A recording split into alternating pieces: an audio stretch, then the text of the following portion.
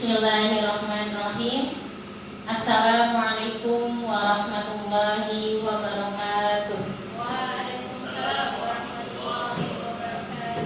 Kepada yang terhormat Kepala SMP IT Harapan Umat Brebes, Ustadz Kusma Abdullah Nur Muhammad SOSI, kepada yang terhormat Ustazah Muspita selaku narasumber diseminasi budaya positif di SMP IT Harapan Umat Brebes, dan yang saya hormati seluruh Ustadz dan Ustazah SMP IT Harapan Umat Brebes.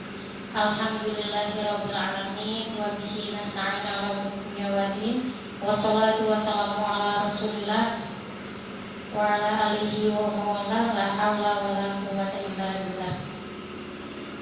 Puji dan syukur kehadirat Allah yang telah melimpahkan kita nikmat sehat, nikmat waktu, sehingga kita dapat berkumpul pada acara diseminasi budaya positif SMP IT Harapan Umat Brebes dalam keadaan sehat walafiat.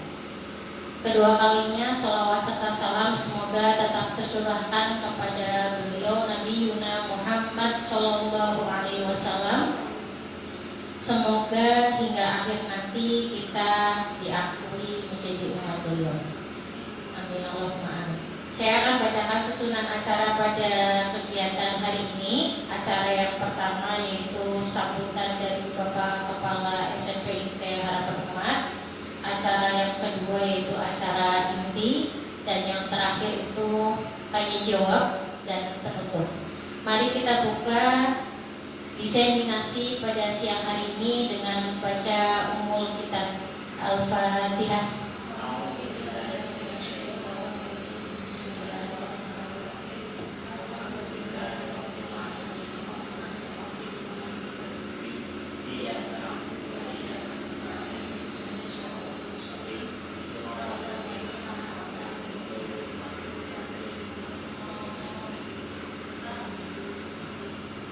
Semoga dengan membaca Al-Quran tadi, acara pada siang hari ini mendapat ridho dari Allah. Baik, untuk acara selanjutnya yaitu sambutan dari Bapak Kepala Sekolah SMP IT Harapan Umat Brebes kepada Ustadz Kusma Abdullah Nur Muhammad. Waktu dan tempat kami persilakan. Atur nuhun atas kesempatannya. Assalamualaikum warahmatullahi wabarakatuh. Waalaikumsalam warahmatullahi wabarakatuh. Sehat nggih, sehat nggih. Sehat, alhamdulillah. Di tengah-tengah terik matahari, mungkin di waktu siang ini waktu-waktunya katanya gravitasi lagi tinggi-tingginya. Jadi kalau mata itu kayaknya saat bangun pengennya merem ya, apalagi habis sarapan. Sarapan. Baik, wassalatu wassalamu ala nabiyyina Muhammad sallallahu alaihi wasallam wa ala alihi wa sahbihi wa sallim taslima. Yang kami hormati Ibu Muspita Dewi SPD GR. Iya dong, harus bangga jadi guru profesional begitu ya. Secara profesi sudah guru, secara kompetensi sudah profesional. Jadi sudah saling melengkapi satu sama lain. Hari ini beliau sebagai narasumber diseminasi kita atau komunitas belajar kita, insya Allah beliau akan membantu kita untuk memahami bagaimana budaya positif ya, yang ada di sekolah, supaya SMP Harapan Umat Brebes terus tubuhnya mendapatkan ilmu baru gitu ya, hal baru yang terus di-upgrade, berkembang, kemudian juga aktual sebagaimana yang telah disosialisasikan, dimasifkan oleh Kemdikbud berkaitan dengan implementasi kurikulum Merdeka untuk mendukung Merdeka Belajar di SMP Harapan Umat Brebes. Tentu yang kami hormati, yang kami takzimi adalah Ustadz Ustadzah SMP Harapan Umat Brebes yang hari ini bersemangat ya, masih meluangkan waktu berkenan untuk hadir di acara komunitas belajar dalam rangka diseminasi budaya positif berkaitan dengan salah satu tugas aksi nyata dari program Guru Penggerak Angkatan 10 di punika Ustazah Musbita Dewi SPTGR. Ya, baik Ustazah yang dirahmati Allah Subhanahu wa taala, kami menyambut baik kegiatan ini ya dengan harapan nilai-nilai yang kita pelajari bersama itu terus-menerus kita perdalam, terus-menerus kita perkuat, terus-menerus kita kembangkan menjadi lebih baik. Kita mungkin sudah punya pembiasaan-pembiasaan positif. Kita mungkin sudah punya pembiasaan-pembiasaan baik. Ya, alih-alih kemudian kita cukup berpuas dengan pembiasaan baik yang sudah kita lakukan, maka dengan kegiatan diseminasi budaya positif kali ini kita berharap pembiasaan-pembiasaan positif yang sudah berjalan di SMP Indah Harapan Umat tidak hanya stuck ya, seolah-olah tidak bisa dikembangkan, tapi kita berharap pembiasaan positif yang ada di sekolah bisa kita evaluasi bersama, bisa kita kembangkan bersama menjadi lebih baik lagi dibandingkan sebelum-sebelumnya. Apalagi momentumnya sangat pas. Momentumnya itu akhir tahun pelajaran. Artinya setelah kegiatan serah terima rapor, kita akan berdiskusi lumayan panjang untuk bagaimana SMP Indah Harapan Umat ya, wajahnya, budayanya, kegiatan pembelajarannya ya di 1 tahun yang akan datang. Apakah sama? Apakah lebih buruk? Ataukah justru bisa lebih baik daripada hari ini? Ini yang kita harapkan bersama, saudara. Alih-alih kemudian kita diminta terus untuk belajar, berdiskusi. Hari ini, alhamdulillah, ada yang memfasilitasi kita untuk bertemu, berdiskusi. Yang ini tentu saja belajar itu membutuhkan pengorbanan.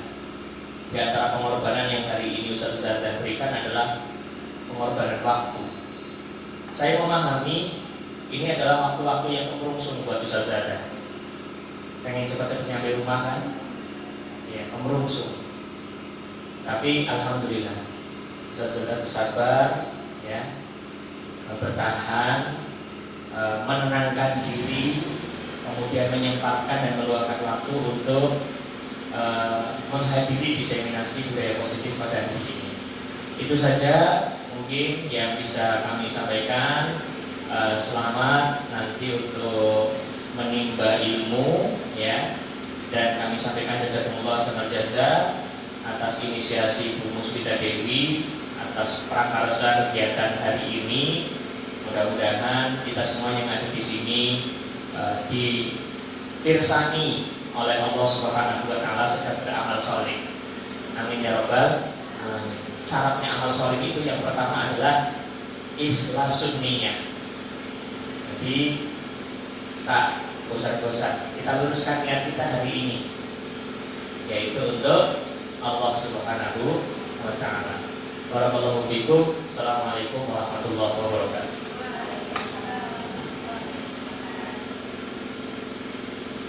Jazakallah Ustaz Usman atas sambutannya. Sebelum ke acara inti, kayaknya perlu melatih fokus dulu deh. Ya. Mohon Ustazah berkenan untuk berdiri dulu. Ya. Ya, karena saya guru matematika. Masih ingatkah bilangan ganjil? Masih ya. Bilangan genap? Masih. Nah, gampang kok. Jadi ketika nanti saya menyebutkan bilangan ganjil, Ustadz dan Ustazah tepuk tangan. Misal 1, begitu ya. 3, 1, 3, jadi sesuai banyaknya. Tetapi kalau saya menyebutkan bilangan genap, tidak boleh tepuk tangan. Perlu contoh? 1, 2, 3, pas bisa kayak gitu ya. Bisa. Iya.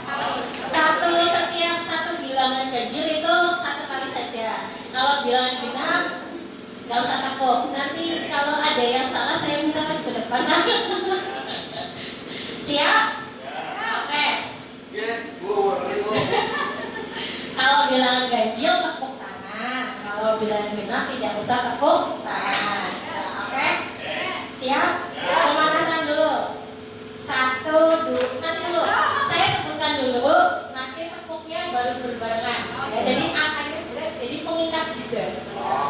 Siap? Mulai dari 3 angka dulu. 1, 2, 3. Ya bingung. Ya bingung. Ya, oke siap. Ya, nanti akan berlaku banyaknya bilangan. Siap? Pemanasan 3 bilangan. 2, 2, 5. Oke, siap ya? Sekarang ritmenya lebih panjang. Oke, siap? 6, 5, 7, 6.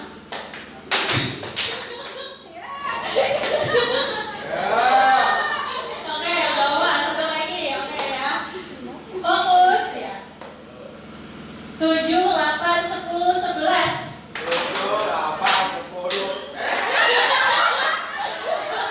Ya, silakan disatukan maju ke depan. Oh, di sini saja. Ya. Kalau nggak tipis-tipis saja dulu, tipis-tipis saja. Iya.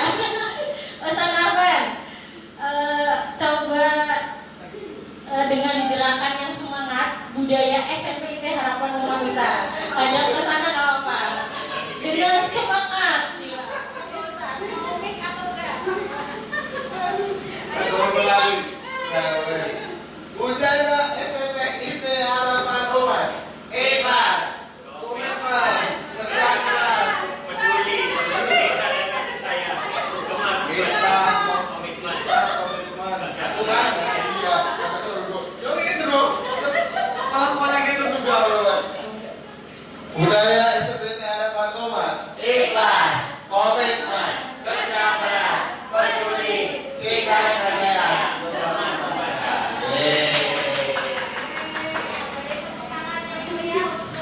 Ustaz Rafani, alhamdulillah sudah fokus semua gitu. Baik, kita selanjutnya menuju ke acara inti atau kegiatan inti, yaitu diseminasi budaya positif SMP IT Harapan Umat Brebes yang akan dibawakan langsung oleh narasumber kita kepada Ustazah Musfita Dewi. Kami persilakan. Bismillahirrahmanirrahim. Terima kasih kepada Ustazah Ella atas kesempatannya. Kita awali lagi. Bismillahirrahmanirrahim. Assalamualaikum warahmatullahi wabarakatuh.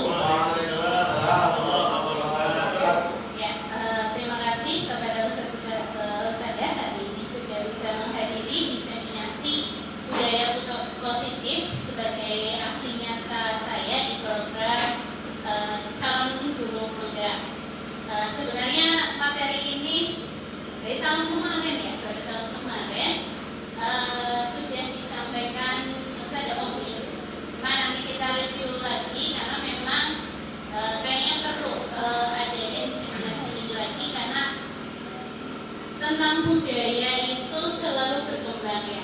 Maksudnya tidak harus berkembang karena memang melihat kondisi dari sekitar kita juga. Saya mulai langsung untuk materinya. Oke. Budaya positif yang mungkin bisa amati. Sebenarnya apa sih budaya positif? Budaya positif itu intinya keinginannya adalah menciptakan lingkungan yang positif. Lingkungan yang positif yang nyaman, aman, menyenangkan bagi seluruh warga sekolah, terutamanya adalah murid, karena subjek dari sekolah itu kan sebenarnya murid ya, guru kan pelaksana yang terdiri dari warga sekolah yang saling mendukung, saling belajar, saling bekerja sama sehingga tercipta kebiasaan baik.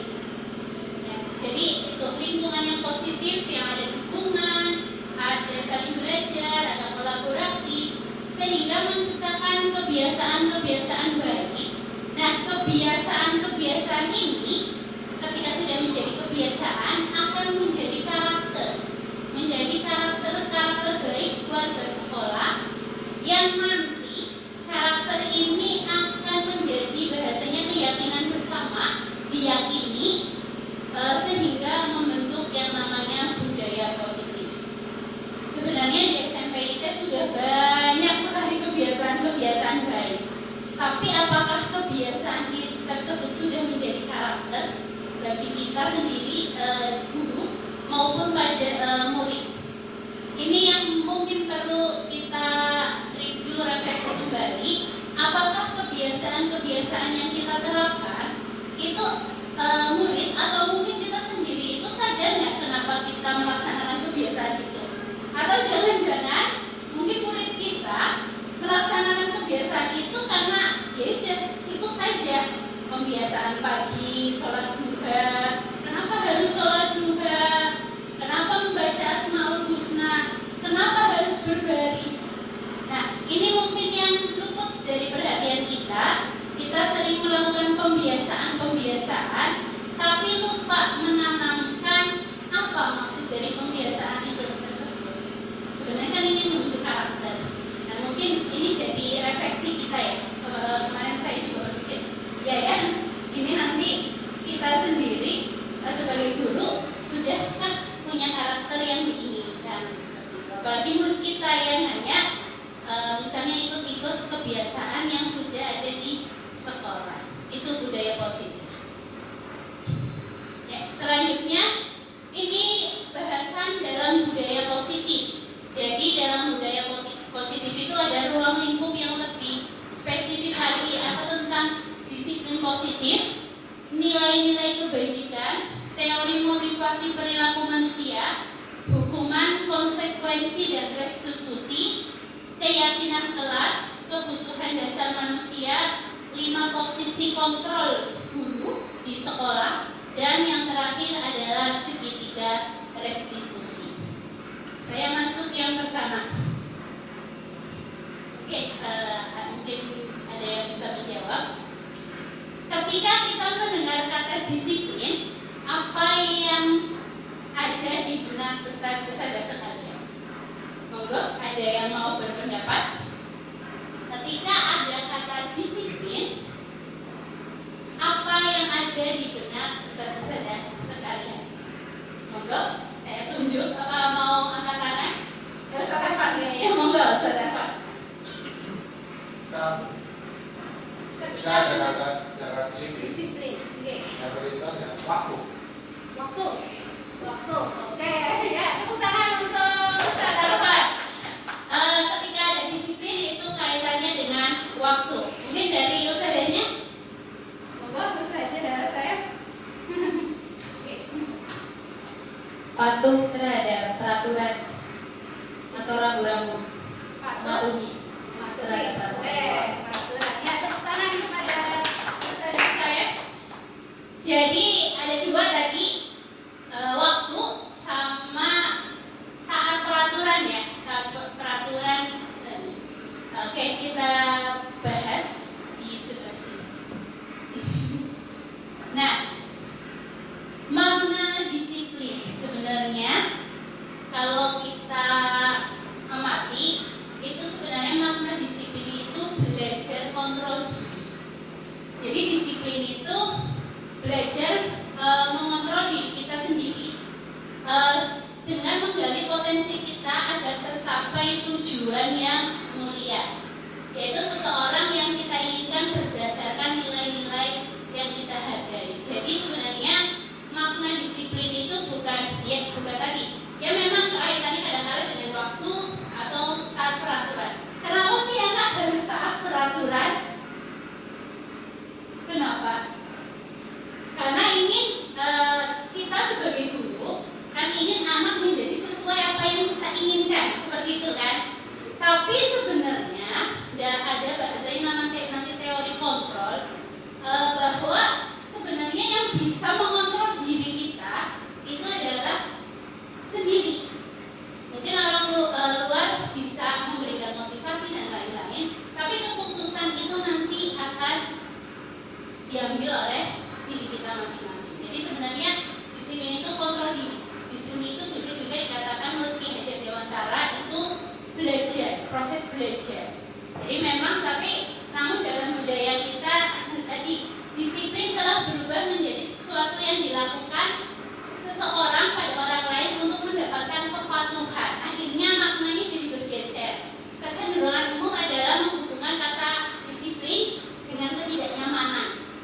Ya, karena harus merelakan beberapa mungkin waktunya dan lain-lain yang membuat tidak nyaman. Padahal harusnya disiplin itu tujuannya untuk mencapai apa yang dicita-citakan sebagai nilai yang kita hargai. Itu makna kata disiplin. Ya, sekarang kita bermain sebentar. Boleh berpasangan? Monggo boleh berpasangan. Iya. Ya. Main kita akan bermain kegiatan kepalan tangan. Salah satu pasangan anggap saja, berarti yang pasangan A yang orang pertama itu tangannya mengenggak sesuatu yang sangat berharga. Ya bayangkan ini siapa yang menggenggam yang sangat sesuatu yang sangat berharga. Bayangkan saja, bayangkan. Ya sudah. Nah satunya berusaha membuka kepalan untuk mengambil barang berharga pasangannya. Ya boleh dengan cara apapun. Ya. Ya, silakan. Boleh dengan cara apapun, boleh ucapan, rayuan, tindakan, mau dikasih sesuatu, intinya supaya kepalanya itu bisa terbuka. Ya, kayak, nah, sudah. Pakainya untuk membujuk adalah 1 menit. Ya silakan paksa pasangannya untuk membuka. Ya silakan dengan cara apapun. Yang namanya buka itu kayak gini doang apa? Buka semua sampai kelihatan. Ya. Yang itu buka namanya itu bener. Oh, ini berarti wis terbuka. Oh ya, silakan. Silakan. Ya. Mulai dari sekarang, boleh diapain dulu? Boleh dengan cara apapun supaya terbuka. Ya, silakan apa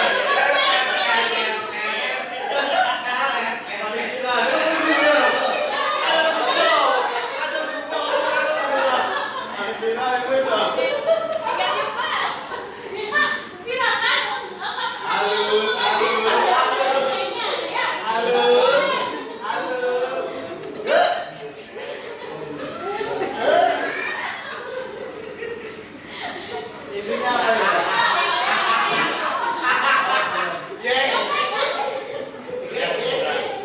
Oke, selesai. Oke, siapa yang berhasil mengepalkan dari tangannya sampai akhir? Oh, enggak. Oh, ini berhasil, Bu Sadana Sida. Terus di sini berhasil atau terbuka kepalanya? Belum, mau dilanjutkan habis ini. Mau dilanjutkan habis ini. Ustaz Mufli sama Ustaz Arfan? Terbuka. Oh, terbuka. Caranya bagaimana? Caranya Dipaksa. dipaksa. Enggak.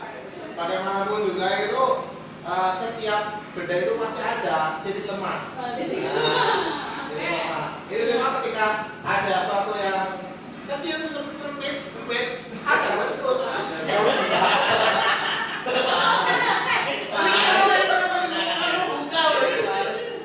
Ustaznya udah mau Ustaz Gusma? Terbuka atau tidak? Terbuka. Dengan cara apa? Caranya udah kayaknya mau ngambil sesuatu, tak kasihkan aja. Sukarela. Ikhlas. Kayaknya dari tadi parah gini terus. Ya, taktiknya baik. Artinya berharga bukan barang Iya. uang. Uang yang berharga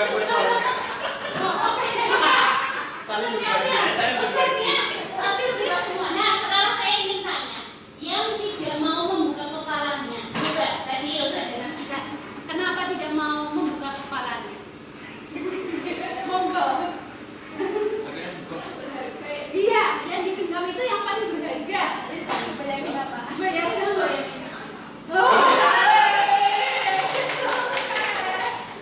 Di sini dorong nih Bu, begitu dorong nih. Iya, jadi ketika Bu Eka caranya tadi bagaimana membujuknya? Caranya pakai sih agak keras ya. Pakainya kekerasan. Asal nih.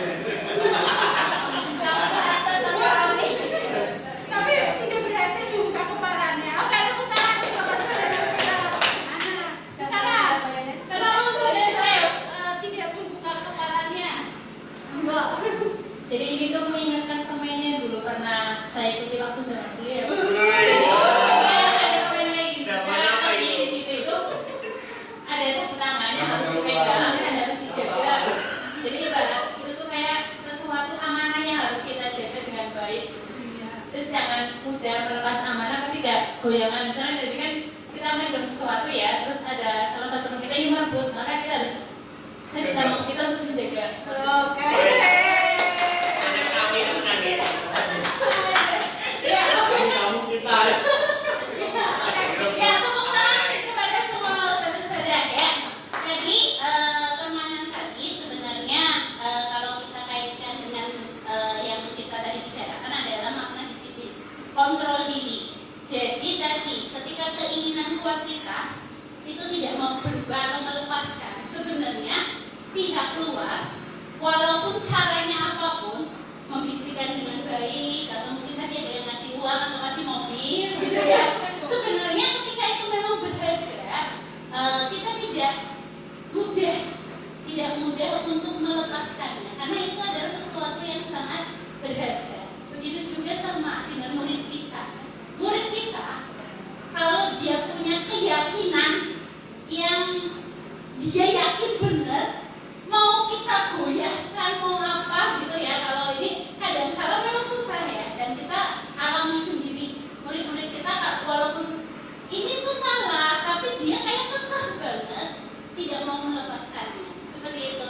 Dia makna permainan ini, tapi boleh dimaknai yang lain ya boleh intinya. Tapi kalau secara ini dengan materi adalah tadi kita yang bisa mengontrol diri kita adalah sendiri.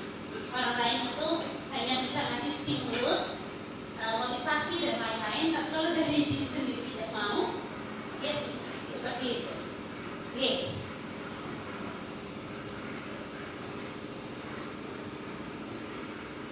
Oke, ini ada teori ilusi kontrol. Jadi ada yang namanya ilusi pengontrolan atau mengontrol orang lain, bahwa ada ilusi guru itu dapat mengontrol murid. Sejatinya guru sebenarnya tidak bisa mengontrol murid, karena murid punya keyakinan diri masing-masing. Kedua, bahwa penguatan positif, efektif dan bermanfaat. Misalnya pujian, penghargaan, itu dianggapnya positif terus, positif, efektif dan bermanfaat. Tapi sejatinya tidak seperti itu juga. Ada penghargaan yang malah mematikan kreativitas, ada penghargaan yang malah membuat menjadi iri, ada penghargaan yang ketika itu sering dilakukan akan membuat motivasi anak yang awalnya mungkin baik akan terorientasi dengan penghargaan atau pujian tersebut. Jadi tidak selamanya itu positif.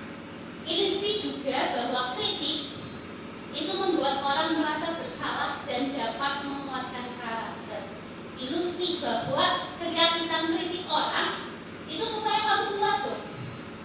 Kamu bahasanya apa ya? Iya, tahan banting. Itu sebenarnya ilusi kontrol juga. Iya, karena dikritik nanti kamu kuat. Kamu harus tahan kritik karena dengan kritik kamu perlu kuat. Itu juga sebenarnya masuk ke teori kontrol. Ilusi yang terakhir adalah bahwa orang dewasa memiliki hak untuk memaksa. Ini juga ilusi kita kadang-kala merasa kita orang yang lebih dewasa dibanding murid kita. Kita berhak memaksa murid kita melakukan sesuatu yang sebenarnya tidak mereka inginkan. Itu sebenarnya ilusi kontrol juga. Jadi ini yang perlu kita refleksikan bersama. Karena juga saya sering. Ini ada perbedaan, mungkin saya tidak bacakan semua. Ilusi yang awalnya stimulus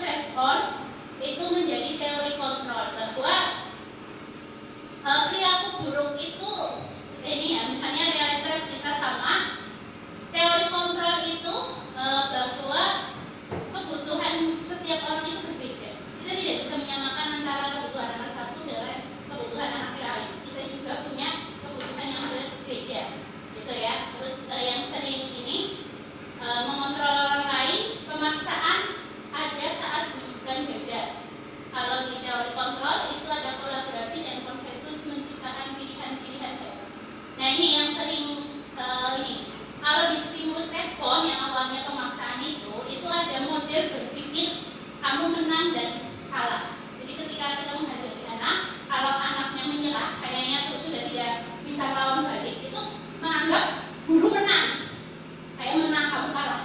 Tapi di teori kontrol yang asli bahwa sebenarnya kita harus berpikir dari mode menang dan menang.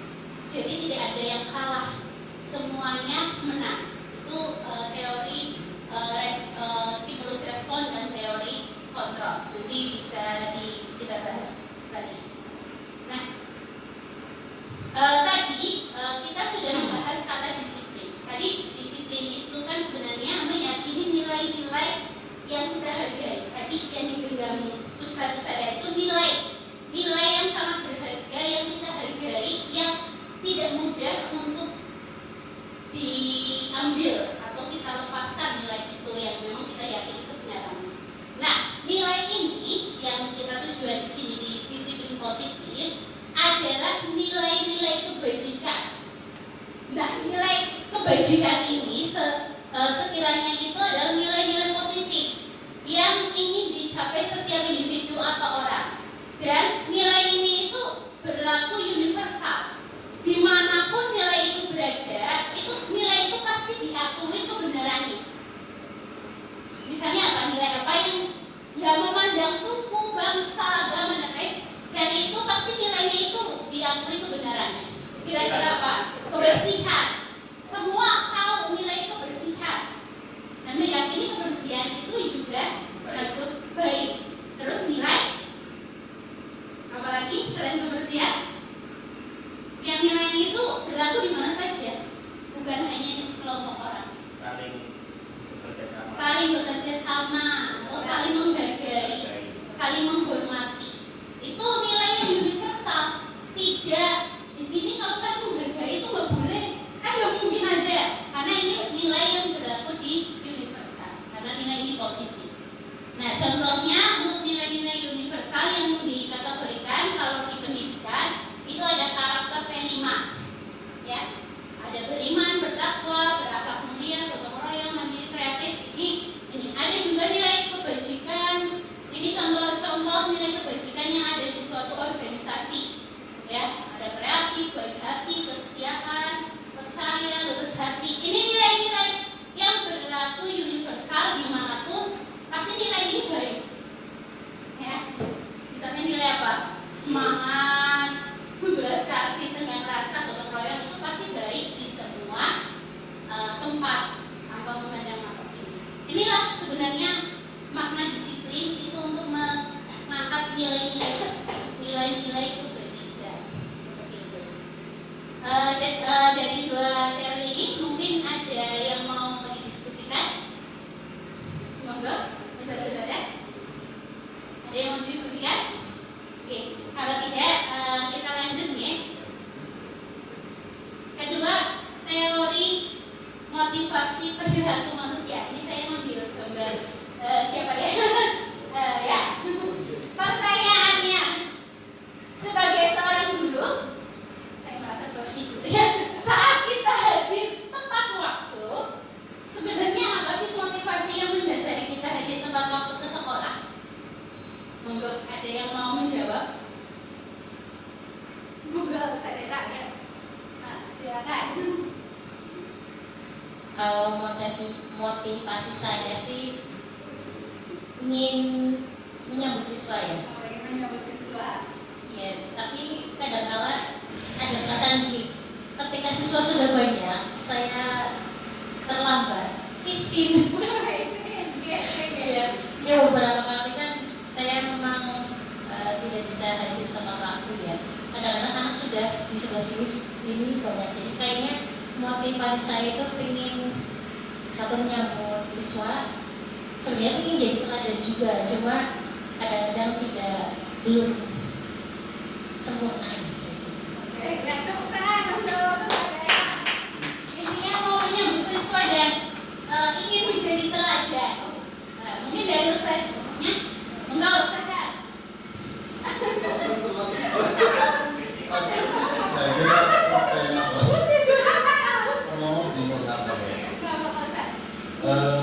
Kalau saya pribadi itu lebih kepada pembagian waktu ya.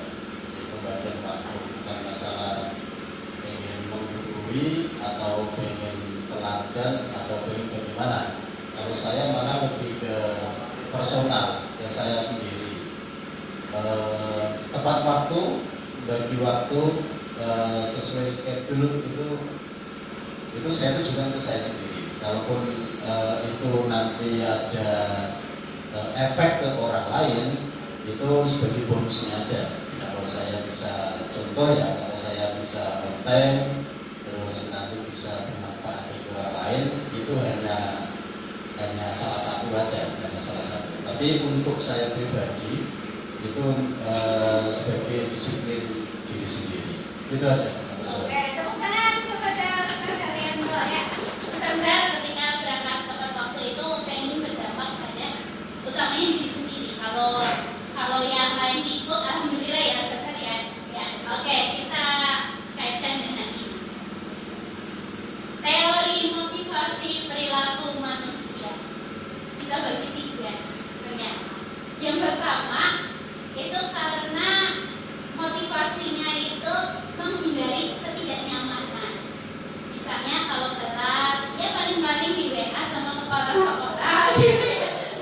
Ya ketidaknyamanan atau ditegur atau mungkin dihukum. Kalau murid kalau telat kan ada ini ya hukuman misalnya. Apa ya kalau saya telat kira-kira apa yang terjadi lah? Oh nanti saya kayaknya nanti dibagi usaha daerah misalnya. Nah itu berarti masuk ke motivasi pertama itu karena menghindari ketidaknyamanan. Yang kedua untuk mendapatkan imbalan atau apa ya bahasanya pujian mungkin ya, dengan berangkat pagi saya nanti akan dipandang anak yang apa ya rajin gitu atau mungkin sama teman-temannya. Itu motivasi yang kedua. Nah dua motivasi ini masuk ke motivasi eksternal atau berasal dari motivasi yang dari luar, karena ada orang lain yang membuat dia termotivasi. Nah harapannya tadi yang dikatakan Ustaz Daerah sama Ustaz Har, itu kenapa kita datang tepat waktu itu untuk menghargai diri sendiri.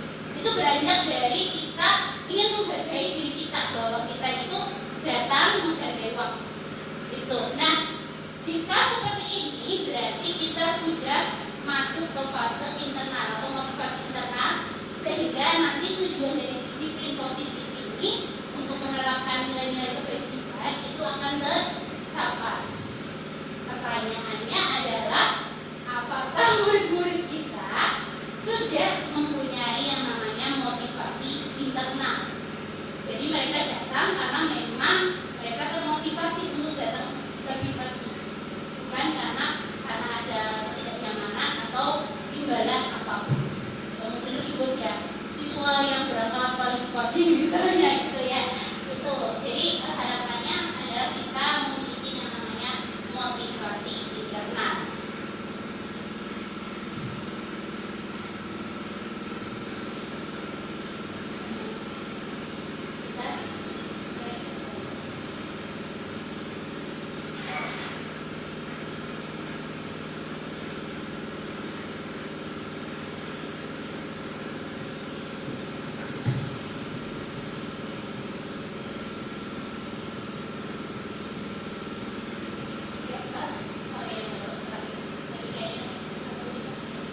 Ya, sekarang kita masuk yang ke selanjutnya itu tentang hukuman dan konsekuensi. Ini masih lanjutan ya karena berkaitan dengan disiplin. Monggo ada yang mau menjawab, boleh dituliskan di papan tulis nomor 1 sampai 1, 2, 3, 4, 5, 6, 7. Ini termasuk itu hukuman atau konsekuensi. Ada 7 orang. 2, 3. Monggo yang bisa menjawab nomor berapa? Boleh diacak nggak Bapak? 4, 5, 6, 7. Pertanyaan pertama. Mencatat 100 kali di dalam buku kalimat, saya tidak akan terlambat lagi karena terlambat sekolah. Ini masuk konsekuensi atau hukuman? Ya,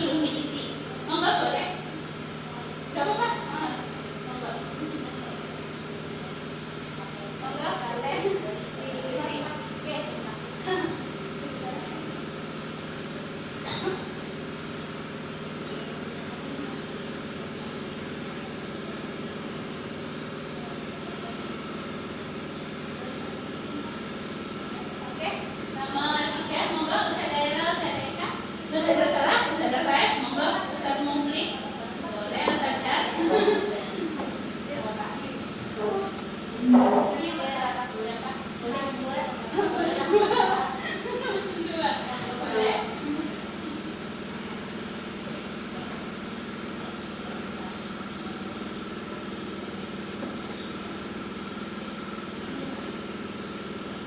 Oke, monggo yang lain. Monggo Ustazah Sarah. Bapak, nomor berapa? Ustazah, monggo. Nomor masih ada nomor yang kosong. Ustaz Mufli.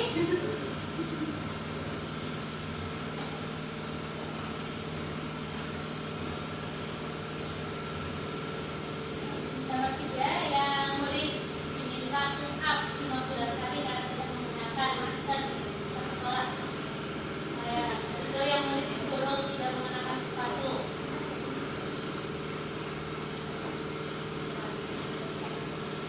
Ada yang muncul lagi? Ayo ya. Nomor 3 kira-kira apa Ustaz ya? Ustaz ya? Nomor 3 murid diminta push up. Ada nggak jawaban lain? Hukuman? Saya tulis ya. Hukuman. Penyiksaan. Ya.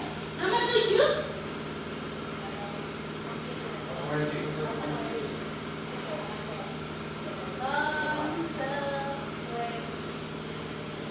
Oke. Dari pertanyaan ini ada yang bisa menyimpulkan nggak? Kira-kira sudah tepat nggak?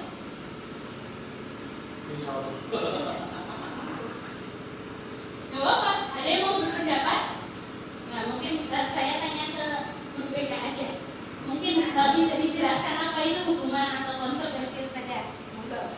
Saya langsung praktek soalnya. Kalau hukuman itu lebih tepatnya kayak buat apa ya? Membuat dia tuh jerah. Jadi kayak apa sih? Kalau konsekuensi kan sebab akibat yang melakukan sebuah kesalahan, dan akibatnya dia tanggung jawab. Nah kalau hukuman lebih tepatnya kan kaitan dengan aturan ya. Biasanya ada aturan ini, ada pelanggaran. Terus karena sudah sering melakukan dan kita juga tidak langsung memberikan hukuman karena pasti ada yang dinamakan menanyakan dulu, mencari tahu dulu. Tapi kalau sudah sering kan kita sebagai guru kan hanya memberikan hukuman agar apa? Dan tujuannya juga untuk merubah, gitu, agar sesuatu kan bisa berubah. Ya kalau konsekuensinya tadi lebih ke tanggung jawab. Bagaimana dia melakukan sesuatu, nah apa yang dia lakukan, apa yang dia perbuat, dia harus mereka bertanggungjawabkan. Oke, terima kasih tepuk tangan kepada Ustaz Saif ya. Ini karena memang harus kolaborasi ya. Tadi ya sudah sedikit banyak dijelaskan sama Ustaz ya. Tapi saya tambahkan bukan ini ya, bahwa kalau hukuman itu nanti ada hukuman itu ya tadi kalau alasannya sudah diketahui alasannya dan lain-lain itu nanti masuknya sebenarnya ke konsekuensi. Karena hukuman itu adalah paling berdampak itu membuat tidak nyaman dan membuat malu. Dan hukuman itu yang dimaksud hukuman adalah tidak sesuai dengan apa yang dia lakukan. Kadang-kadang tindakan sama hukuman itu tidak nyambung. Ini kayak misalnya tadi mencatat 100 kali dalam buku karena dia terlambat. Apakah itu akan memberikan efek jerah dia terlambat dengan mencatat seperti itu? Akhirnya anak lebih pemalu, malu dan capek gundul karena disuruh nulis banyak. Padahal sebenarnya dia terlambat tadi. Kalau sudah belum ditanya, ini ditanya digali lebih dalam. Kenapa dia bisa terlambat? Tidak serta merta untuk dihukum seperti itu. Jadi karena ada efek itu. Sama juga dengan nomor 2, 3 itu rata-rata tidak nyambung dengan apa yang dia dilanggar. Sedangkan kalau nomor berarti 4, 5 itu dia konsekuensi, ada tanggung jawab memang. Dia inisiatif, dia mencoret-coret menggantikan kertas karena dia paham karena dia yang melanggar ini langsung diganti, itu berarti masuknya ke konsekuensi. Nah nomor 7 itu nomor 7 kalau konsekuensi kalau itu di PJOK. Karena apa? Karena PJOK ada materi lari. Jadi anak hari mungkin tidak masalah, tapi kalau misalnya guru matematika misalnya terus abis memang lari kayak gitu kan, tapi masalahnya itu tidak sinkron sebenarnya dengan ini gitu. Nah itu yang masih dianggap hubungan karena dianggap membuat tidak nyaman dan malu. Jadi untuk nomor 7 itu dianggapnya masuk ke konsekuensi. Nah apa bedanya? Ini ada di tabel ini sebenarnya. Sebenarnya untuk identitas gagal membuat anak itu merasa gagal itu adalah hukuman, sesuatu yang menyakitkan, tidak nyaman, murid akan tersakiti. Itu ya, perilaku hanya ini peraturannya, ya kamu peraturannya kayak gini, ya kamu harus itu. Nah itu sebenarnya maksudnya ke hukuman. Gitu. Ini akan membenci, efeknya yang paling dalam adalah anak akan membenci peraturan tersebut. Ini efeknya negatif. Nah yang efeknya positif itu sebenarnya ada 2 konsekuensi dan nanti kita bahas adalah restitusi. Ini yang mungkin baru ya. Konsekuensi itu karena masih ada tidak nyaman juga, tapi masih ya mending ya karena sesuai dengan hasil bahasanya peraturan ada konsekuensinya. Apa peraturan? Apa peraturannya? Mampukah kamu melakukannya? Jadi sudah ada klausalnya biasanya memang. Tapi kalau ujuk-ujuk biasanya kalau hukuman itu bahasanya dadak. Kamu ini aja kayak gitu. Dari inisiatif gurunya. Kadang-kadang tidak ada di peraturan gurunya. Nah kamu ini aja terlambat, kamu ini aja bersihin toilet. Padahal di aturannya sebenarnya tidak ada. Nah itu isinya hukuman. Sebenarnya ini masih netral untuk konsekuensi. Tapi diharapkannya nanti kita berpindah pada restitusi. Ini yang tadi bisa diajarin saya. Sebenarnya kamu kenapa terlambat? Kenapa bisa terlambat? Apa yang bisa kamu lakukan untuk memperbaiki keterlambatan ini? Inilah yang nanti diharapkan dalam penerapan budaya positif adanya namanya restitusi. Dengan ini anak insya Allah akan menghormati dirinya dan menghormati peraturan yang ada. Ini ciri restitusi. Memang saya baca ini juga kayaknya berat ya. Bukan menebus kesalahan. Kalau hukuman rata-rata menebus kesalahan, kamu salah harus tebus. Tapi belajar dari kesalahan, memperbaiki hubungan, tawaran bukan paksaan. Jadi kalau bisa murid yang nawarkan sendiri, kayak gitu. Saya maunya ini sih harus ada ini wis. Nah itu masuk ke restitusi. Mencari kebutuhan, terus cara yang paling baik fokus pada karakternya, bukan tindakannya. Ketika terlambat berarti karakter apa sih yang dia kira-kira tidak terpenuhi? Kedisiplinan. Berarti fokus ke karakternya, bukan tindakan dia terlambat. Fokus pada solusi. Tidak kembali lagi ke masalah, tapi fokus pada solusi. Mengembalikan murid ke kelompoknya. Jadi ketika murid salah, dia akan ketika sudah direstitusi itu kembali ke kelompoknya itu dengan nyaman.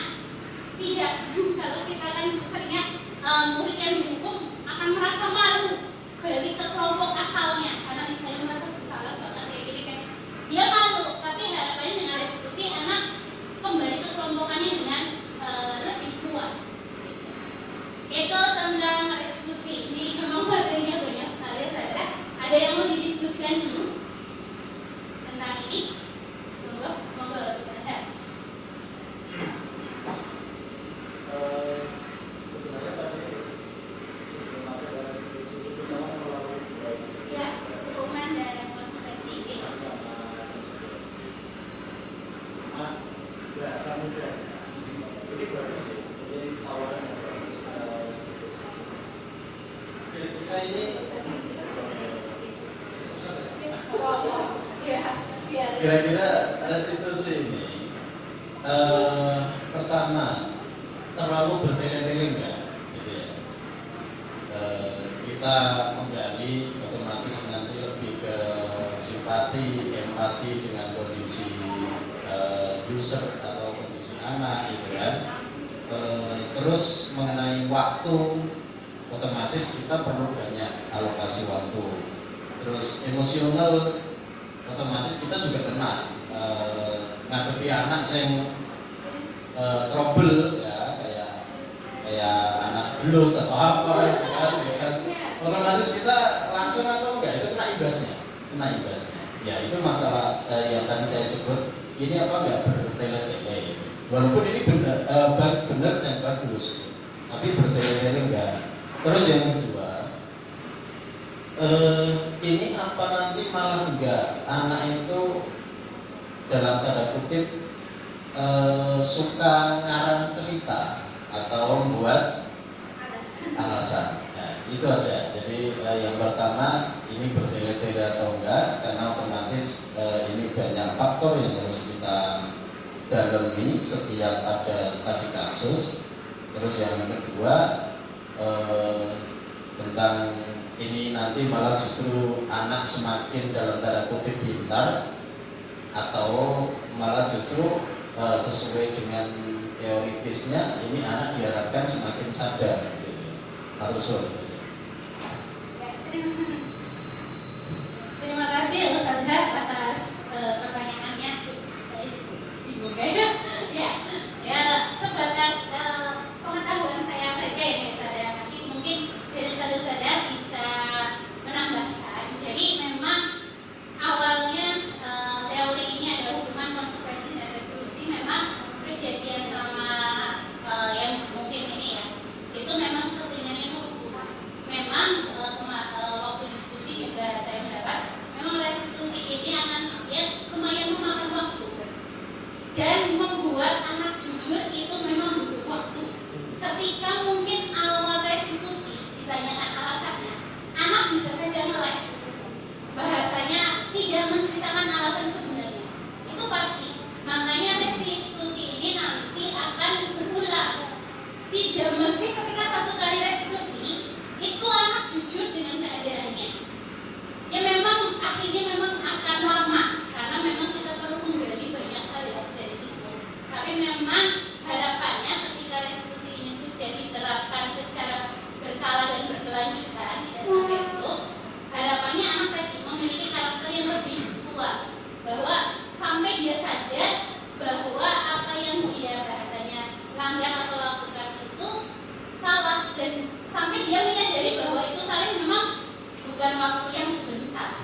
Kita aja sendiri ya, mungkin sendiri aja perlu diingatkan beberapa kali baru sadar, apalagi anak yang kadang-kala masih juga alasan aja masih kadang-kala mengaku seperti itu. Kalau versi saya mungkin dari Ustadz ada yang bisa menambahkan mungkin. Jadi memang waktunya akan lama karena perlu waktu, tidak seperti hukum. Tapi tadi karena ini efeknya jangka panjang. Kalau hukuman konsekuensi itu jangka pendek maksudnya. Jadi hukuman konsekuensi misalnya di SMPIT diterapkan konsekuensi masalah berkaitan jilbab ya. Di atas ya. Ketika anak mereka tidak sadar bahwa kenapa sih harus jilbabnya menutup dada. Ya setelah keluar dari SMPIT karena tidak ada aturan lagi tentang jilbab, mereka akan melepas mereka karena tadi tidak yakin dengan karakter yang ingin dibangun. Ya memang ini proses yang panjang, tidak bisa mungkin 1 atau 2 kali, pasti butuh proses yang panjang. Seperti itu Ustaz. Jadi restitusi itu biasanya nanti ada catatan ya untuk poin setiap anak. Biasanya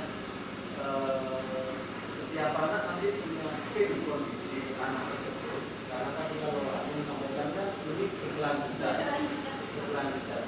Jadi anak satu kali problem itu bisa kita pendalaman itu nggak cukup 1 kali, nanti prakteknya bisa ulang lagi ya, kelakuan yang dia sama. kalau kayak kasus contoh aja ini anak sebut aja nggak masalah ya, Ya. anak kita ulul itu kan, kenapa dia sering itu kan trennya jauh banyak ya kan, itu masuk di sistem restitusi beda nanti kalau masuk di hukuman gitu kan, ini lama Lama. Ulul sudah berapa kali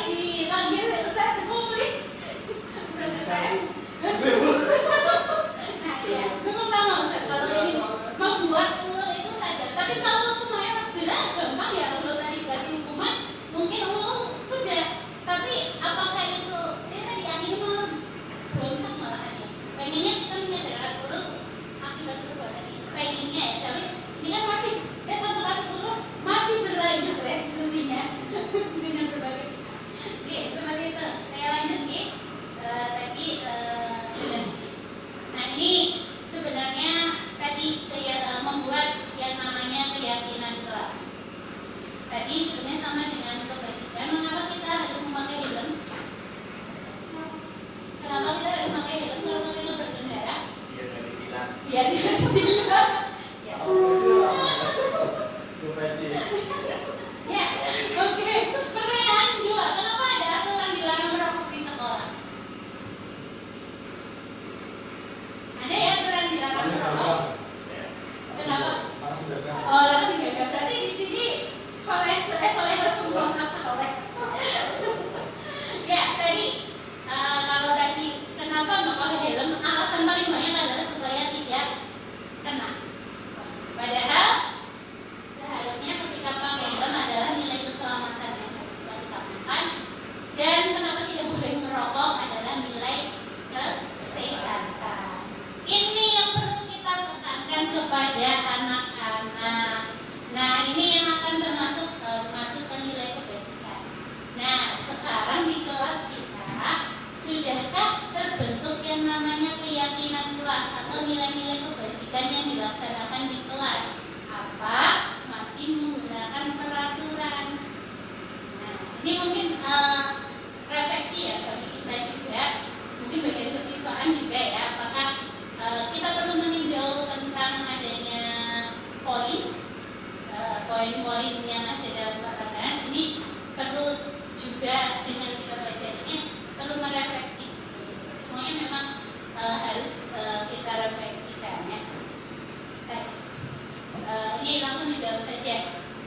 Kembalikan barang ke tempatnya, itu aturan. Kira-kira sebenarnya nilai kebajikan apa sih yang dituju ketika harus mengembalikan? Nilai kebajikannya apa? Ketika ingin membuka barang, tanggung jawab. Iya, kerapian boleh. Dilarang mengganggu orang lain. Nilai kebajikan dituju menghormati. Hadir di sekolah sebelum pembelajaran dimulai. Tanggung jawab bisa. Ya, kedisiplinan bisa ya. Dilarang melakukan kekerasan, berkelahi. Kenapa? Kasih sayang, oke. Dilarang menggunakan narkoba. Kenapa sih dilarang menggunakan narkoba? Kesehatan. Bergantian atau menunggu giliran antri. Apakah kita tarik? Nah, ini jawabannya. Ya, menghormati. Kenapa hari ini menghormati orang lain? Karena ada orang yang lain juga pengen tepat waktu ya. Kalau kita terlambat juga kurang menghormati dan komitmen bisa kekerasan dari keselamatan anak ya, keselamatan, kesehatan, keselamatan, menghormati orang lain dan bersama. Inilah yang ingin kita bangun di murid-murid kita, bahwa tujuan aturan itu sebenarnya mau mengarah ke sini sebenarnya, yang tidak tersirat. Tapi anak kayaknya memang masih menginterpretasi yang lain. Saya nggak boleh ini, nggak boleh apa namanya berkelahi kayak gitu.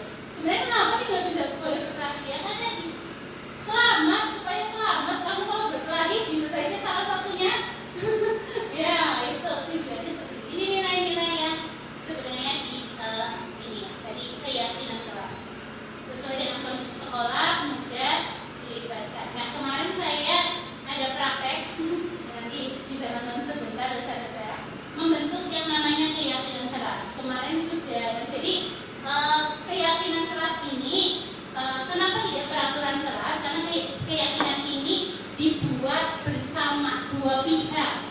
Kalau aturan biasanya yang buat dari sekolah, ada aturan, guru murid melaksanakan. Sedangkan kalau keyakinan itu dibuat dua pihak dan itu disepakati bersama.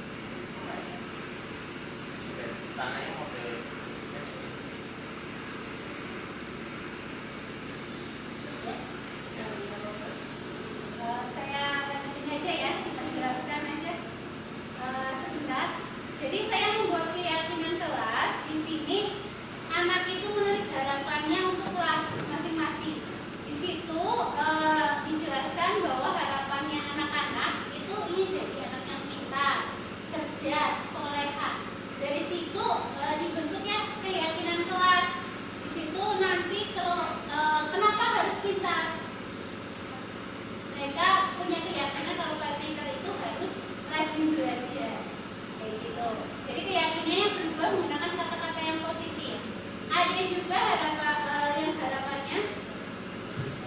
harapannya itu tidak ada bullying di sekolah, di kelas. Kita jabarkan untuk menjadi nilai yang positif, berarti saling kasih sayang terhadap teman. Terus ada juga yang mengharapkan tentang gurunya jangan galak-galak. Kemarin ya, karena spontan aja, gurunya jangan galak-galak katanya.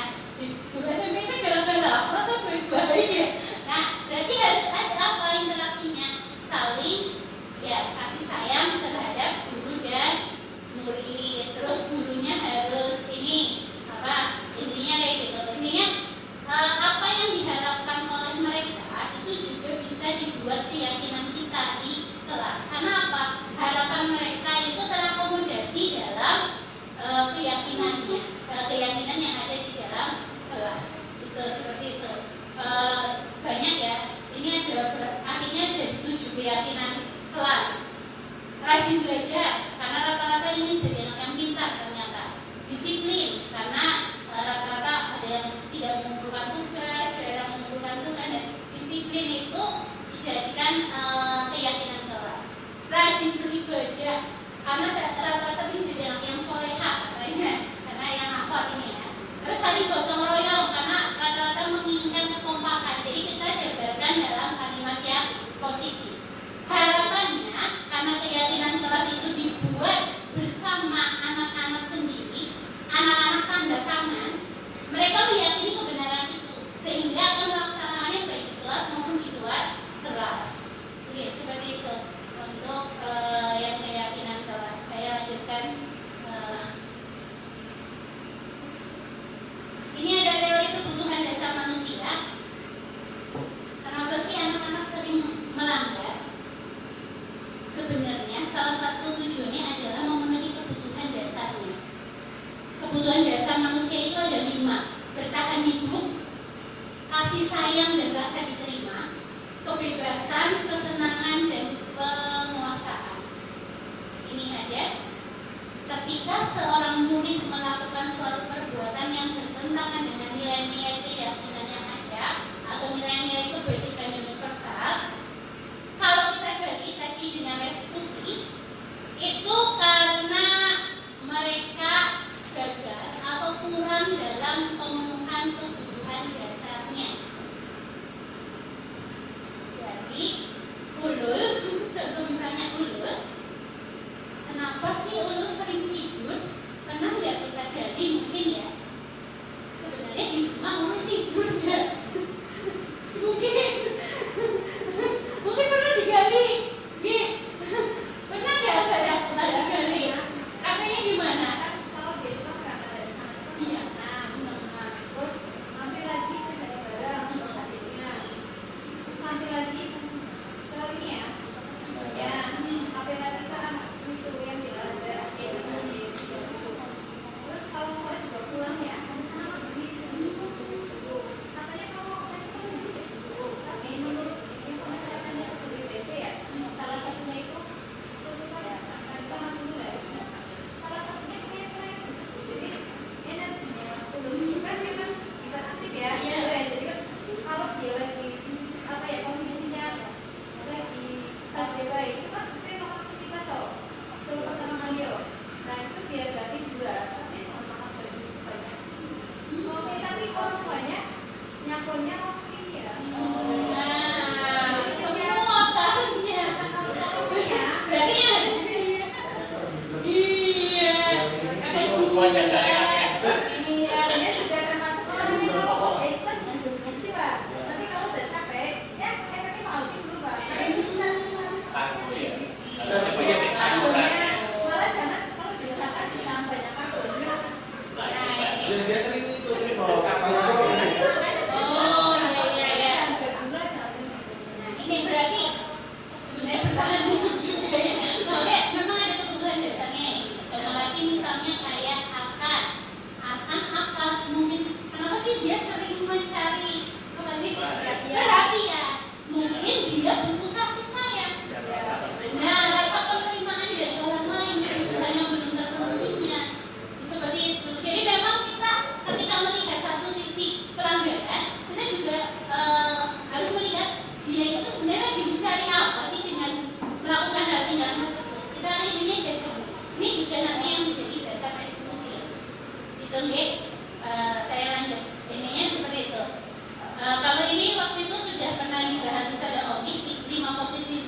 mengkontrol guru sebagai penghukum.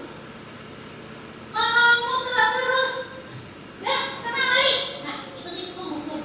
Guru tipe penghukum. Kemudian ada tipe pembuat rasa bersalah. Kamu kok telat sih? Kan kamu gak kasihan sama saya ini jadi nunggu kamu. Misalnya, nah, itu membuat rasa bersalah. Misalnya tidur kamu telat, memang gak kasihan sama orang tuamu yang sudah membiayai kamu. Nah, ini berarti tipe guru yang membuat orang merasa bersalah. Yang pertama tipe penghukum, membuat rasa bersalah, yang kemudian kemah. Ini mungkin banyak yang diterapkan. Seringnya saya pikir kamu itu sayang loh sama ibu ya, bahasanya kayak teman ya. Kok kayak gitu sih sama temennya gitu. Atau kamu gak kasih intinya dia berteman, bahasanya pakai kata-kata pertemanan. Ini guru yang membuat jadi teman. Ada juga tingkat sebagai pemantau, paling mungkin sering dilakukan. Telat dia, udah tahu aturannya, ya misalnya gitu. Kalau sudah tahu konsekuensinya, oh ini harus ini, itu sudah otomatis karena biasanya sudah tertulis kalau pemantau, tinggal dilaksanakan saja. Nah harapannya adalah posisi kita sebagai manajer atau yang tadi dengan menerapkan restitusi dari dulu permasalahannya. Anak telat. Kenapa sih Mbak telat misalnya? Ditanyakan dulu. Nanti kalau posisi manajer kita gunakan ini. Saya langsung ya menggunakan penerapan segitiga restitusi. Yang pertama adalah stabilkan identitas. Ya, jadi tidak langsung menyalahkan. Misalnya dengan kata-katanya seperti ini. Ya tahu terlambat, ya Bu, saya juga pernah salah. Misalnya kalau anak juga saya, Bu juga pernah salah, ya. Maksudnya tidak langsung, oh kamu salah ya gitu, ya. Tapi distabilkan identitasnya. Tujuannya apa? Supaya anak terbuka, karena tidak langsung dijudge bahwa kamu itu salah. Itu pertama untuk restitusi. Tadi yang tanggapannya yang jadi dunia kesadaran, ini tanggapannya sebenarnya hanya ada 3. Pertama, menstabilkan identitas. Ya, kita pasti bisa menyelesaikan. Terus saya sebenarnya nggak tahu mau mencari siapa yang benar. Kita ingin cari solusinya. Ini kata-kata untuk menstabilkan identitas.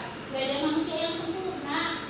Gitu ya. Jadi merasa anak itu identitasnya stabil dulu, nggak langsung jasa. Kemudian yang kedua baru validasi tindakan yang salah. Mungkin tanyakan, iya, kamu kenapa sih melakukannya? Kenapa kamu terlambat? Atau kenapa kamu mencontek? Ada alasannya kan? Nah, dicari alasannya dulu.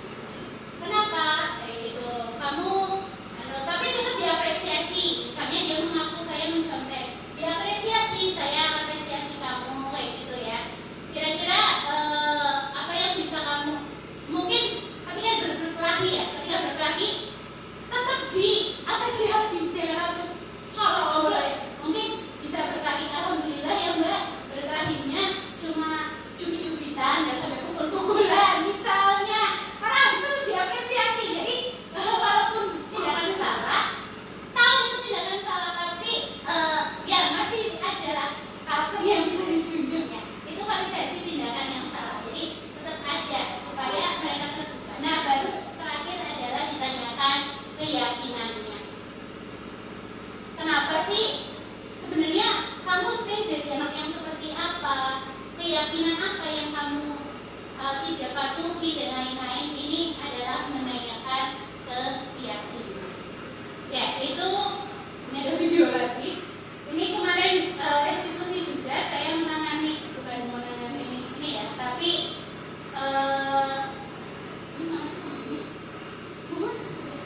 ya intinya ada anak yang mencontek, saya terapkan segitiga restitusi tadi dengan tindakan seperti yang 3 tindakan. Itu saja sebenarnya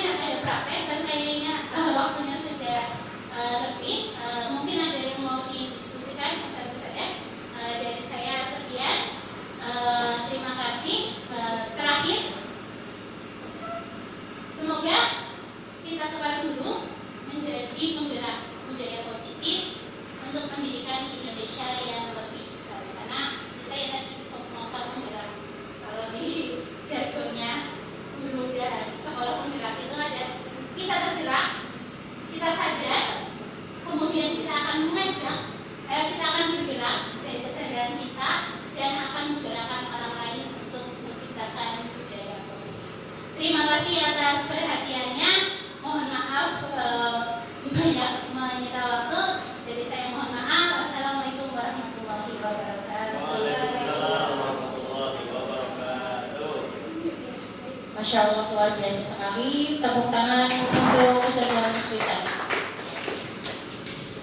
Berarti sesi selanjutnya tanya jawab ya, tetap ada. Barangkali ada yang belum puas nih. Tadi kan tanya jawabnya masih di sela-sela materi ya. Barangkali tadi sudah mengumpulin pertanyaan dari awal sampai akhir. Monggo Ustadz dan Ustazahnya, saya buka satu sesi saja pertanyaan. Tanya jawab. Mereka maju. Ustazahnya. Iya. Jadi Ustazahnya, Ustazah Sarah, Ustazah Nazila, Ustazah Saeb, Ustaz Mufli, Ustaz Arfan, Ustaz Hera, Ustaz Busma mungkin. Barangkali ada pertanyaan, masih ada waktu. Assalamualaikum warahmatullahi wabarakatuh. Kalau kita lihat memang ya bagaimanapun juga kita belajar yang sesuatu yang ideal. Kita belajar sesuatu yang ideal. Yaitu kalau saya ini gampang. Gampang. Tapi posisinya saya nggak yakin bisa dijalankan. Artinya dibikin murid yang sedikit saja dengan kondisi restitusi rata-rata seperti itu bisa dilaksanakan ketika misal contoh BK gitu, gitu. Dan kita itu aja sulit untuk dikerjakan setiap hari, nggak bisa. Dan saya lihat memang posisinya itu harus restitusi kayaknya harus ketemu person by person. Pertanyaan saya ini, apakah di dalam restitusi itu tingkat bukan tingkat apa namanya? Tapi kayak misalnya kalau itu kan hukuman ya. Kalau ini ya pokoknya tingkat restitusinya lah. Itu disesuaikan, ada penyesuaian secara umur, terus gender. Apa kita pukul sama rata dengan dalih persamaan yang akan dibangun itu adalah kesadaran. Padahal di situ ada perbedaan di objeknya. Terus selanjutnya yang disampaikan Pak Hal memang dari kebutuhan makanya tadi itu ideal, tapi diterapkan ya saya nggak pasti. Apalagi sekolah yang lain yang tanda kutip dibikin kita aja wis yang lulus kemarin bisa menyebutkan nama anak-anaknya. Bisa. Yang lulus kemarin ya bisa menyebutkan enggak dari 20. Aku selalu berani ya. Itu posisi dengan kita posisinya para pembelajar yang masih muda, apalagi para pembelajar yang tanah kutip ini ya. Dan juga tapi memang perlu kita genjot kalau seperti itu. Contoh misalnya gini, dia tadi berhubungan dengan yang tadi yang pertama. Contoh kalau anak SD kan ketemu dari ada kesalahan, dia nangis, apa belum? Tapi ketika SMP belum bingung. Dan rata-rata sekarang kan tanda kutip anak-anak itu walaupun cuma istilahnya di tepuk pundaknya saja, ini sudah kayak gitu loh, sudah bikin gitu ya, jadi risih gitu. Padahal itu sesuatu kasih sayang yang ini gitu. Ya, apalagi sekarang dengan kondisi kebudayaan yang dari luar begitu dahsyat, maksudnya artinya di situ ada isu isu gay, isu homo dan sebagainya. Jadi risiko ya gitu. Awalnya kan kasih sayang gitu. Nah, terus selanjutnya lagi bagaimana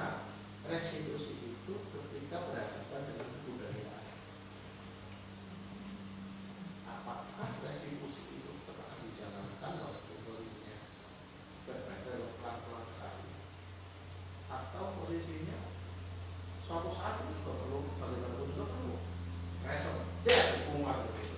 Kalau saya begitu, nggak semuanya restitusi itu Pak. Karena perlu hukuman, perlu konsekuensi. Begini kalau menurut saya, artinya pakai penggunaan itu tergantung kondisi, walaupun yang idealnya restitusi. Itu saja. Sudah dicatat ya? Silakan dijawab. Bisa ya? Tadi pertanyaan pertama, coba saya rangkum ya. Pertama, tingkatan restitusi, apakah berdasarkan gender? Ada kriteria khusus. Terus yang kedua, Tentang budaya perbentukan. apakah restitusi itu kalau dengan budaya ya, kaitannya dengan budaya? Monggo Sezar Muspita dijawab, saya moderator. Terus ada pertanyaannya sulit sekali, saya baru belajar. Iya. Ya, Pemahaman saya biasa telepon ya, karena ini memang jujur juga materi baru bagi saya ya tentang ini, karena kita memang dari dulu tahunya ya untuk membuat efek jerah kepada seseorang itu dari dulu mungkin angkatan kita, zamannya kita adalah dengan hukuman, dan kita nggak sakit hati ketika dihukum karena memang kita salah waktu zamannya kita ya. Nah sekarang zamannya ini muncul istilah baru ya, sebenarnya mungkin di kebekaan dan lain-lain itu sudah sering dengan ini ya, konseling itu restitusi sudah sering diterapkan. Cuma memang harapannya restitusi ini bukan hanya BK yang menerapkan, tapi semua guru. Namun ketika melihat sebenarnya ada prakteknya membuat skenario, cuma waktunya terang ini. Jadi kalau saya untuk tahapan restitusi di sini di bagian menanyakan keyakinan, itulah yang nanti akan keluar hukuman konsekuensinya sebenarnya. Dan harapannya hukuman tersebut memang inisiatif dari anak, tapi guru boleh membimbingnya dalam proses pembimbingan.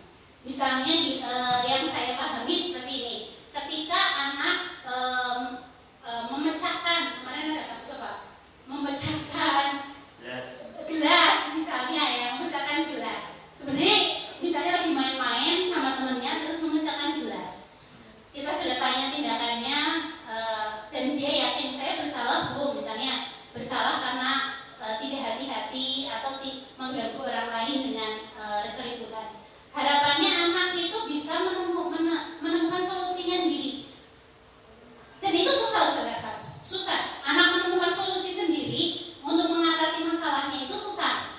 Nah, sebagai guru kita memandu, membimbingnya. Coba pikirkan misalnya ya, kalau kata-katanya itu misalnya coba pikirkan kira-kira apa yang bisa kamu lakukan untuk mengganti. Akhirnya memang kembali ke konsekuensi, tapi konsekuensi yang memang anak utarakan sendiri, tidak kita yang ngasih ya, seperti itu. Nah, untuk gendernya berarti sebenarnya tidak setiap orang berbeda, karena tadi solusi berasal dari dirinya sendiri. Akhirnya memang berbeda ketika yang ngomong laki-laki, perempuan, tingkat usia. Kalau tingkat usia semua ini bisa diterapkan di usia. Baik anak kita, misalnya kecil ya, ayo misalnya lagi main gitu kan, lari. Ya tadi jangan langsung dimarahin ya, misalnya nyenggol terus, oh nyenggol ya udah bersihkan dulu.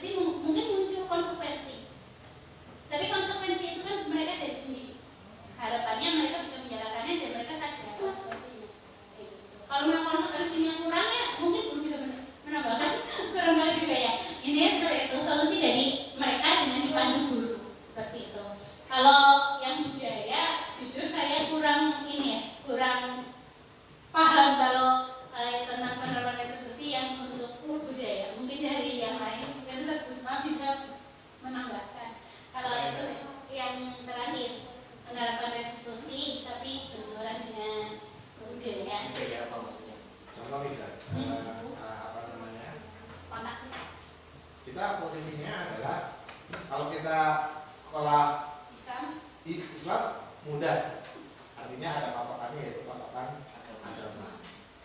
Kalau kayak sekolah umum itu apa posisinya yang dikedepankan keumumannya atau kebenaran kesolehan secara hukum gitu ya.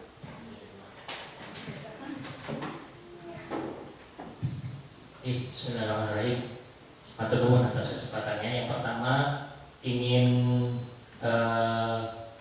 memberi pendapat dulu ya berkaitan dengan hukuman, konsekuensi dan restitusi.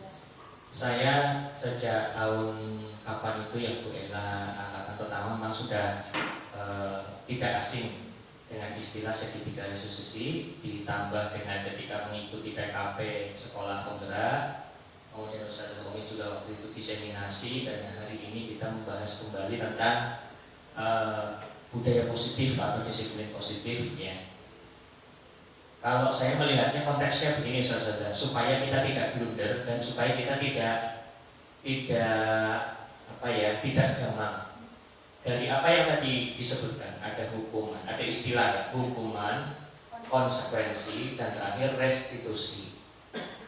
Menurut saya ketiga-tiganya itu halal bagi kita dalam kita membentuk dan mendidik anak. Tidak ada yang salah. Mau menghukum boleh, mau meminta anak untuk berkonsekuensi tanggung jawab juga boleh. Yang ketiga juga restitusi boleh. Tapi di tiga hal ini yang kami pahami dan saya yakini juga, memang tadi disebutkan oleh Ustaz Arfan, memang ada leveling yang paling ideal mana, yang medium yang mana, dan kalau bisa yang perlu dihindari yang mana, begitu ya, atau dijadikan, kalaulah harus dijadikan pilihan, jadi pilihan terakhir, gitu kan?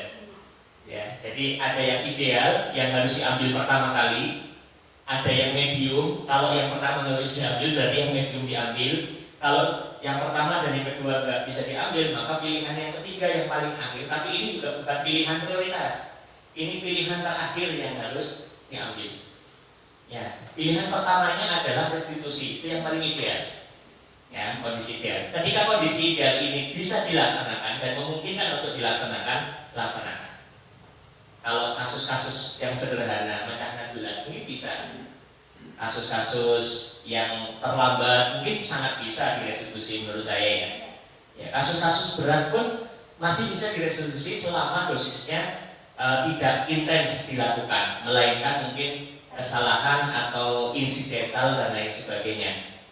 Ya. Tapi kasus-kasus yang sudah mengkarakter dan memang diperlukan hukuman, ya tidak haram menggunakan hukuman.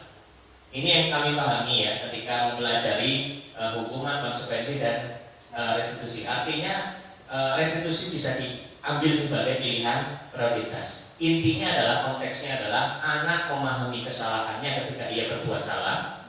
Tadi bisa mengidentifikasi dirinya, mereka mampu memvalidasi kesalahan yang dia lakukan, gitu ya. Tahu bahwa saya itu salah, saya itu bisa supaya mengubah apa yang saya lakukan supaya saya tidak berbuat salah lagi, gitu ya. Dan yang ketiga, tapi begini, dalam restitusi itu kadang-kadang tidak mesti segitiga. Kita guru lebih memahami hal teknis ya, Ustaz. Dalam restitusi kita tidak mesti segitiga. Kadang-kadang dengan tatapan mata anak sudah menyadari kesalahannya dan sudah minta maaf ya Ustaz, saya nggak sengaja, insya Allah saya habis ini hubungi orang tua saya langsung ini minta ganti nanti gelas yang pecah. Tanpa ada omongan restitusi, anak sudah sadar diri. Belum 1, 2, 3, nggak sampai segitiga malah, ya. Baru tatapan mata, loh kok pecah mas? Iya Ustaz, maaf tadi nggak sengaja, insya Allah saya habis ini hubungi orang tua saya. Tapi kan ada anak-anak yang nggak ngeh gitu, pas pecah nanti ngapain ini nggak ngeh. Maka guru membantu untuk dia berpikir, habis ini ngapain ya mas enaknya? Ini menurut kamu benar apa salah begitu ya? Terus kira-kira yang bisa kamu lakukan apa ya? Oh kayaknya ini kan saya nanti ngomong ke orang tua saja wis, biar orang tua nanti ganti gitu ya. Nah, ada yang baru satu langkah sudah restitusinya selesai. Tapi ada yang sudah berkali-kali ya, segitiganya pimpira wis dilakukan ya. Tapi masih ada tadi kasusnya Zahra sama Zahra sama Akila. Iya, Akila. Ya sudah segitiga, restitusinya sudah pimpira baik gitu ya, sudah segitiga. Tinggal pangkat segitiga maning, ini segitiga maning balik. Ya memang begitu guru. Selesai. Makanya pahalanya kan banyak. Saya membaca bukunya Munib Khotib ya, judulnya Sekolahnya Manusia. Jadi kita itu di sini mendidik manusia, bukan mendidik barang, bukan mendidik benda, bukan mendidik binatang. Kalau binatang itu, kalau binatangnya nurut, kita kasih apresiasi, dikasih pakan yang banyak, dikasih minum yang banyak. Kalau binatangnya nggak nurut, kita kejut. Nah ini kan hukuman. Ya, hukuman kan begitu modelnya. Hukuman dan apresiasi kan begitu modelnya. Ya, kalau anak baik, kita kasih hadiah. Baik, siapa yang sob sunah? Sudah, wah, orang boleh bu, gitu kan? Nah, teman-temannya yang lain kita nggak tahu hatinya, gitu kan? Niat kita baik, tapi bisa jadi cara kita tadi belum tentu baik buat yang lain ya. Artinya itu. Kemudian yang kedua berkaitan kebudayaan. Menurut saya kalau kebudayaan satu sisi kita harus meninggikan sifat toleransi, ya. Apalagi di sana. Alhamdulillah di sini kalau secara budaya kebanyakan ya orang Jawa adatnya, kemudian bahasanya juga sama, bahasa berpesan ya, Bali ulul bahasa tidak bahasa Australia ya. Ya, kemudian dari sisi adat istiadat ya, tapi sekolah-sekolah ada memang di Brebes juga ada, di Kersana itu dua bahasa ada yang Sunda, ada yang Jawa. Jawanya juga ada yang Jawa agak terpengaruh Sunda, ada Jawa yang berpesan. Mereka itu sudah hidup bersama dengan heterogen ya, artinya kondisi budaya yang heterogen. Kalau dalam konteks budaya sebenarnya sikap pertama saling menghargai satu sama lain. Dan sekolah mestinya hadir untuk mewujudkan situasi yang heterogen seperti itu, gitu ya. Seperti Umar bin Khattab radhiyallahu anhu ketika membebaskan Al-Aqsa kali pertama, ya, diberikan kuncinya oleh seorang pendeta, gitu ya. Maka yang dilakukan oleh Umar bin Khattab luar biasa mulia. Program pertama adalah memperbaiki gereja, bayangkan.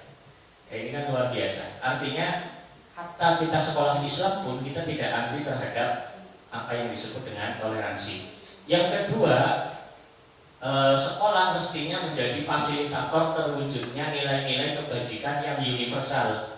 Jadi alih-alih konsentrasi kepada nilai-nilai yang berbeda, sekolah itu harus bisa menyatukan nilai-nilai kebajikan yang universal. Menurut saya kalau masalah disiplin tepat waktu itu tidak ada kaitannya dengan kebudayaan tertentu, ya, atau adat istiadat tertentu, atau mengerjakan tugas kecuali yang kaitannya dengan mapel itu ada pengkondisian ya. Misal PAI ya, misal agamanya Kristen ya nggak perlu belajar PAI, belajarnya pendidikan agama Kristen atau PAK begitu ya. Nah itu menurut saya sekolah yang harus hadir kan. Kalau guru-gurunya sebagai fasilitator terjadinya disiplin positif untuk budaya yang sifatnya nilai-nilai kebajikan universal gitu ya. Kalau sekolah harus hadir sebagai penyokong toleransi dalam keberagaman budaya yang ada. Allah alam bishawab. Jadi kalau misalnya kita restitusi, ternyata anak itu tetap sudah melakukan kesadarannya. Kalau misalnya gini, Mas, baru kan dulu sekelas, udah berkali-kali dibilangin, terus juga, Pak, ganti pusapis Pak, dia langsung memilih begitu. artinya kalau kita secara baik dari sini, apa kita berhenti di situ, sudah lakukan sudah, atau kok balik-balik kelas hukumannya pusat dewe, walaupun dia sendiri kan, walaupun dia sendiri gitu kan. Nah, secara baiknya, secara restitusi bagaimana? Terus supaya tadi, maksudnya kan efeknya sama ya, supaya tidak dilanjutkan lagi, tidak terulang kembali. Nah, itu posisinya penekanannya di mana? Terima kasih.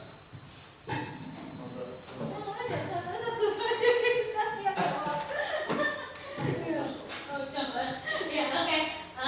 Kak tadi dengan mereka mencari alasan dan konsekuensinya tadi, makanya untuk usia yang memang relatif itu mereka kadang-kadang tadi memilih alternatif yang paling ringan ya, solusi yang paling ringan atau konsekuensi yang paling ringan dalam penerapan restitusi. Ya awalnya diperbuat awal seperti itu, tapi kalau kita pikir-pikir, kita kembalikan lagi, kenapa sih dilarang bermain bola di kelas? Itu sebenarnya awal dulu Bu. Oke. Kenapa mereka bermain Iya, bola di kelas? iya. Kenapa mereka bermain bola di kelas? Karena Karena nggak punya lapangan. Nah, kalau itu kan kayaknya bagian kepala sekolah. ya makanya ini kan produk restitusi. Saya sering nanya ke mereka, mohon maaf ya. Iya. Saya kan juga melakukan restitusi dalam diam-diam, meskipun tidak ada jurnal, tidak ada apa. Iya. Tapi ketika tanya, satu sisi memperhatikan, mengamati, kenapa saya ngebet lapangan ini harus segera jadi, meskipun tanda kutip tidak ada dukungan dari atas begitu ya. Ya karena saya memperhatikan anak-anak dolanan di kelas ini, kenapa ya? Oh, lapangannya ada, butuh mana di sini? Ya, harus ke sana dulu. Sementara di sini ada lapangan, tapi mereka belum bisa memanfaatkan lahan yang ada karena mungkin khawatir mengganggu dan sebagainya. Dan memang bukan waktu itu posisinya bukan lapangan olahraga ya. Lapangan olahraganya agak jauh di sana. Maka salah satu produk dari restitusi itu bagaimanapun satu guru hadir menjadi solusi ya. Kalau memang solusi itu diperlukan ke tingkat yang lebih atas, misal manajerial sekolah, ya sekolah harus hadir untuk memberikan solusi kepada anak-anak. Menurut saya anak-anak main bola di dalam kelas ya karena mereka tidak terfasilitasi ruang geraknya, tidak Kebutuhan dasarnya ya, kebutuhan dasarnya tadi apa Kesenangan. kebebasan gitu ya. Ya. Tidak di maka harus ada solusi-solusi yang kadang solusi itu bukan dari anak sendiri, kadang juga solusi itu perlu bantuan guru, perlu bantuan pihak sekolah, perlu bantuan orang tua dan pihak-pihak yang lain untuk membantu mereka. Mereka ingin memperbaiki ini, tapi karena mereka ada kekurangan dan ada kebutuhan dasar yang belum dipenuhi, maka mereka mengulangi terus begitu ya. Ya sama lah kayak kita kan juga berbuat salah, bertobat sama Allah, istighfar, balik maning, dosa maning, maksiat maning, istighfar maning, dosa maning, maksiat maning. Kita kan begitu kan bisa diakui mau tidak diakui begitu ya. Saya pun begitu. Ya kadang-kadang kita apalagi mohon maaf saya yang banyak ngomong kan pasti orang yang banyak ngomong pasti banyak salah begitu. Nah itu kan maksiat lagi, dosa lagi, salah lagi, istighfar lagi. Ya nggak apa-apa, yang dikehendaki Allah itu kan bukan antum menjadi malaikat. Ya, yang dikehendaki Allah itu bukan murid-murid kita menjadi malaikat, manusia menjadi malaikat. Yang dikehendaki Allah adalah kita ketika salah ya menyadari kesalahan langsung kembali kepada Allah, istighfar kepada Allah, menyadari kesalahan kita. Prinsip restitusi itu sebenarnya jauh dari mereka memahami kesalahan. Mereka tadi sudah bikin lapangan ini, mereka tetap main di dalam kelas, jadi ingatkan lagi. Ya begitu memang tugas kita, tugas kita begitu, nggak selesai. Selama 3 tahun kita mendampingi mereka, kita akan 3 tahun itu pula kita merestitusi mereka. Begitu yang saya pahami sih begitu. Jadi tidak ada kata titik dalam proses pendidikan anak-anak, apalagi kita mendampingi anak SMP hanya 3 tahun saja gitu ya. Dan setelah itu mereka masih akan melanjutkan kehidupannya di jenjang berikutnya. Itu.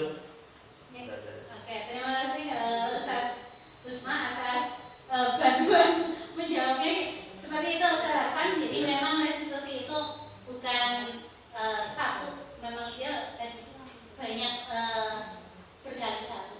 Kita tidak henti karena kalau berhenti ya udah anak juga perhatian kita juga ke anak yang berhenti ya. Karena memang makanya semua guru makanya tidak membebani kepada BK.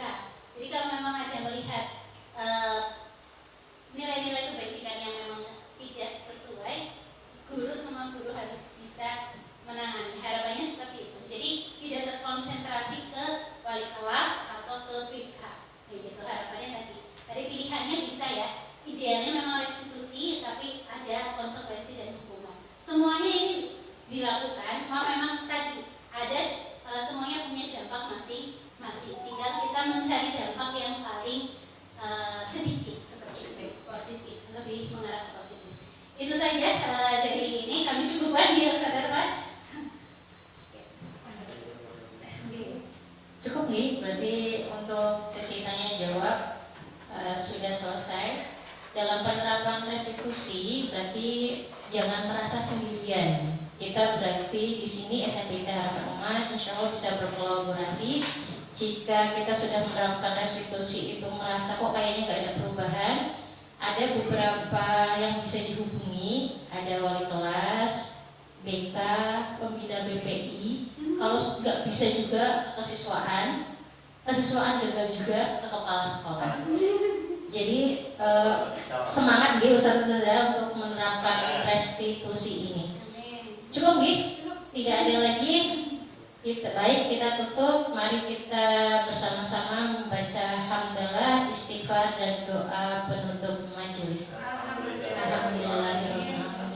Astagfirullahaladzim. Subhanallahumma wa bihamdika.